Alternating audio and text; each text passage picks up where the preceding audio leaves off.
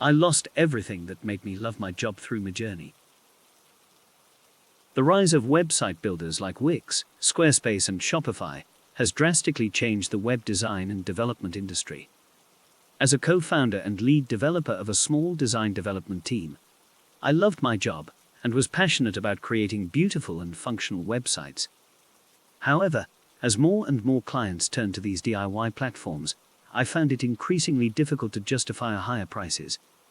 While our work was more sophisticated and better optimized for SEO, clients often didn't see the value in paying £10,000 or more for it.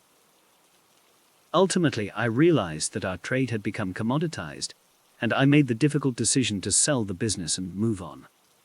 I transitioned to a new role as a product manager, and over the years, I've climbed the ranks to become a CTO at a scaling startup. Although I miss the thrill of being a developer and creating websites from scratch, I've found new challenges and fulfillment in my current position. If you're facing a similar situation, I'd suggest exploring other avenues to keep your passion for development alive. Consider taking on side projects as a hobby, collaborating with industry friends to start an indie project, or even teaching others about web development. Just be sure to carefully review any non-compete agreements with your current employer before pursuing any new ventures. Remember, although your job may have changed, your passion for creating great websites can still thrive in new ways. Curious, on a scale out of 10, how much of that was written by chat? No offense intended. If the answer is 0, my apologies. When DALLE2 was released, I remember reading lots of people here in HN saying it would never take the jobs of artists. Well, seems like this argument is aging badly. This is exactly the type of conversation we need to have as a society. Instead of deluding ourselves that our skills are impossible to be reproduced by a machine, we should strive to build a system with values in which we can find a way to build a good life, knowing that everything we do will eventually be better reproduced by AI. This is exactly the type of conversation we need to have as a society. Jobs have been disappearing at a high rate for at least a couple of generations now, and have steadily been replaced with new ones, often high-paying ones. We can't control which jobs are in high, low, and no demand, so we're best off swimming with the current, whichever way it flows. 1. Accept that professions come and go. 2. Expect jobs to disappear every decade or so, and plan accordingly. 3. Look forward to an awesome new job after your current one is made obsolete. That goes for all of us. 1. Accept that professions come and go. 2. Expect jobs to disappear every decade or so, and plan accordingly. 3. Look forward to an awesome new job after your current one is made obsolete. That goes for all of us. What can we do? Hope to save enough to not go into more debt for a second degree. Hope that second degree isn't obsoleted either. As AI becomes more advanced, the minimum education and likely IQ required to even get a job that pays above minimum wage will increase. What are we going to do about the ever-increasing N+1% of people who won't be cost-effective versus an AI? The solution is the same one we should have had from the start. Take some of the responsibility from people's careers off individuals and place it on society. As mentioned above, this has always been a problem. It's just that now, it's a problem for intellectual careers, and not just laborers. Education and re-education should be at least affordable if not completely free. Unemployment benefits should be enough to live on, if not well, and be freely available to anyone getting an education. If that is too expensive, then limit it to specific educations, which are currently in short supply. And lastly, tax income from investments exactly the same as income from labor. This part is actually necessary, because if automation is a future we actually want, and we should, then this will increasingly become the only form of income. You're taking a central planner's view of a decentralized system. You can't say, here's a problem, let's just make it go away. We are going to print so much money. I don't see how bumping up capital gains taxes are going to change anything. People will plow extra help into speculative bubbles. Casino thesis. How about striding for one of the core societal values that make many advanced democracies, including the European Nordics, so much better, happier than the US? It's called equality. Insert strong progressive taxes, especially on wealth, and use it to fund a strong public sector, so everyone has access to basic goods and services for free, like education, health, transport. I think you vastly underestimate how much money the rich have siphoned from society. What do you think that printed money goes to? The change in impact would be massive. Suddenly people would have disposable money instead of crushing debts, and actually stimulate the economy. Europe is unable to innovate exactly because of this. All the disruptive people move to the US where they have a chance to get rich. I worked in Europe my whole life, and I still have to find a company with people who give a damn about their job. Without leeching off the States, Europe would still be in a technological middle age. AI won't take a thought worker's job. It just sucks the life out of it. Like the person who wrote this post, I make bespoke software. I tinker, I experiment, and I produce high-quality results in reasonable timelines. Executives could not give a shit about that, except that those qualities in me are a good signal that I am dependable. Now, if most companies allow air-bottom performers will speed up, and their quality will likely slightly increase. As with most things, those on the top end of the spectrum will need to regress to the mean to compete. The result will be that mediocrity takes over, because the AI will be in charge of the boilerplate, which is often the foundation for the rest of your code. You can either find enjoyment in the boilerplate being wrote, and finding places to spend your time in a higher level of abstraction, or you can let what used to be your passion sail away like a little red balloon on a windy day. AI won't take a thought worker's job. I don't understand how you can hold this position, considering not only where we are, but also the rate of progress in AI.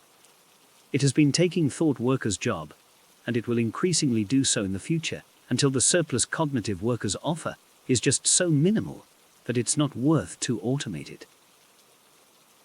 What jobs have been totally replaced thus far? Companies are slow to move on things, but I think video game concept artist is done. An art director can now sit down in front of Midjourney and pump out years and years of a concept artist's work in just an afternoon. Greater than this is exactly the type of conversation we need to have as a society. Comments like this always make me wonder, how would that happen? Here in the US, there's relatively little appetite for job-saving labor protections, and once you leave the regulatory sphere, everyone, employers, employees, consumers of products and services, is consistently self-interested.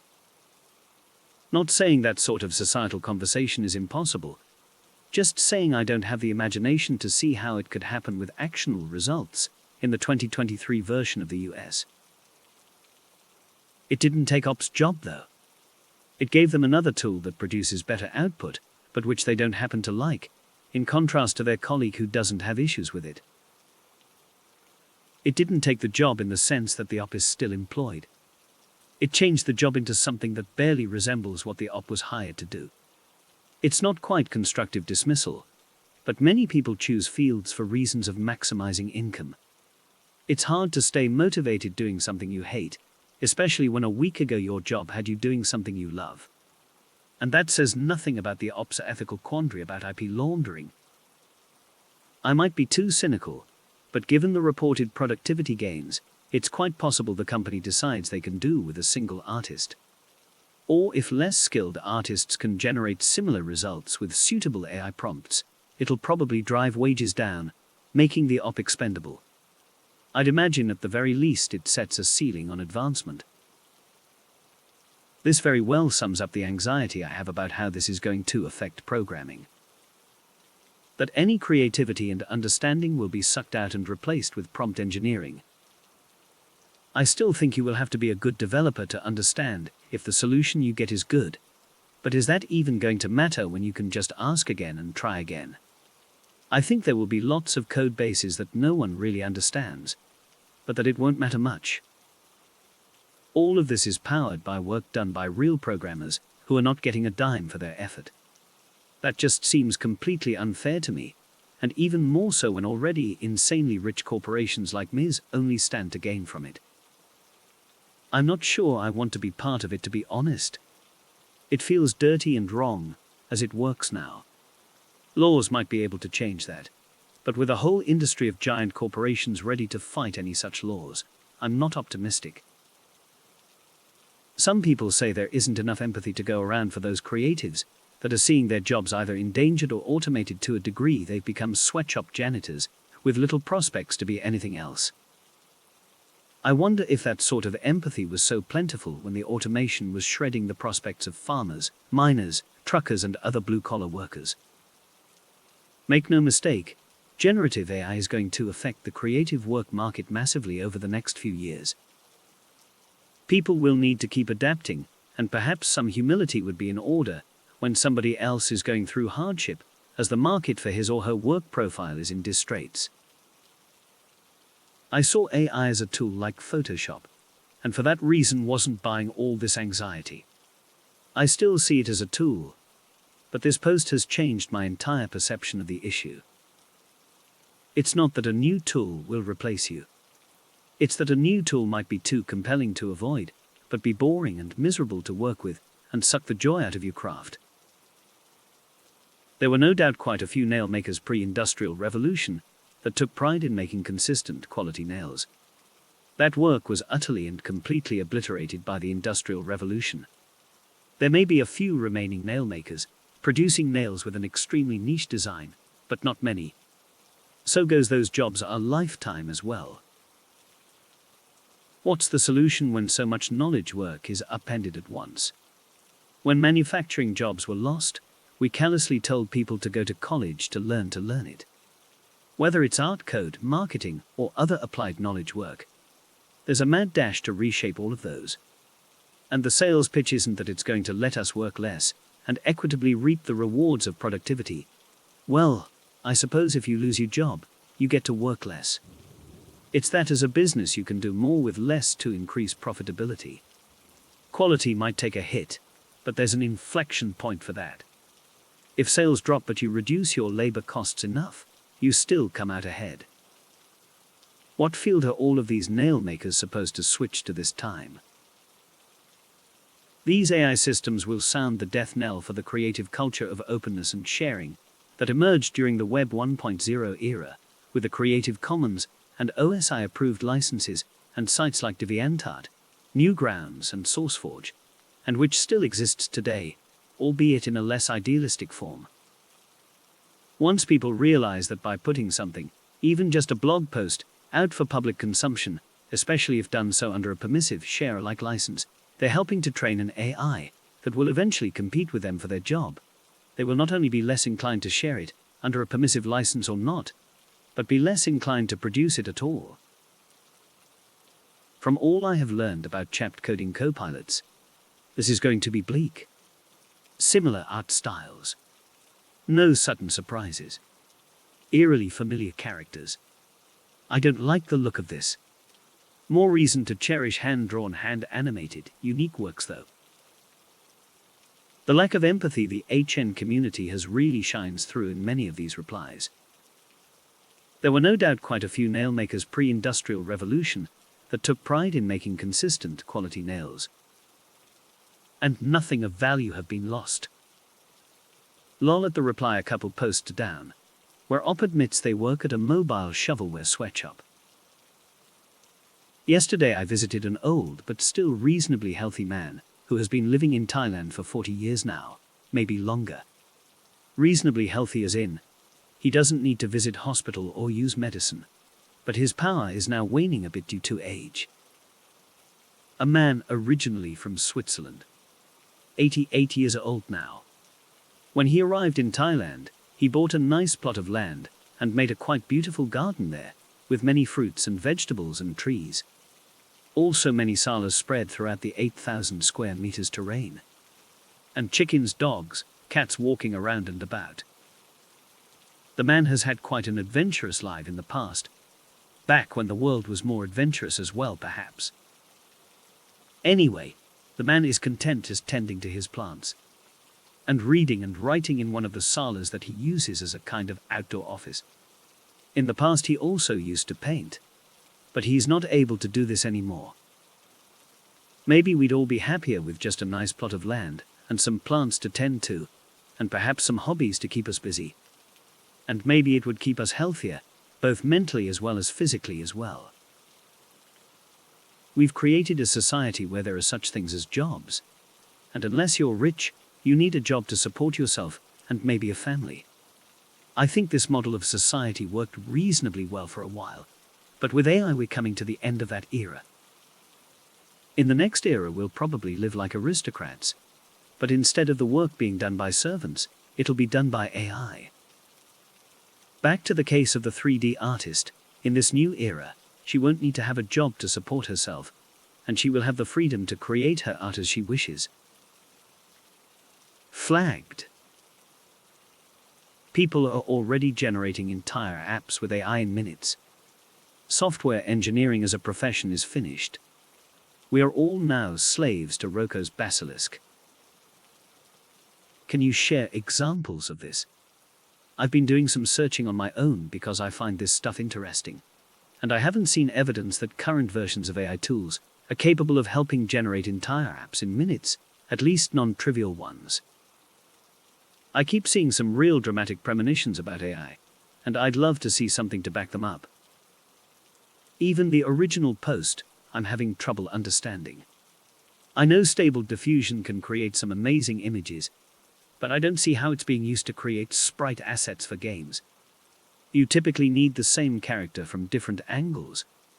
Can Midjourney v5 do that?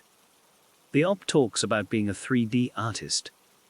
Can Midjourney generate meshes and 3D objects, or just raster images? I didn't think we were at the point where these tools could fully replace an artist's workflow, but the op seems to claim so. All knowledge workers are completely screwed. The only way out is UBI and a maximum 3-day work week.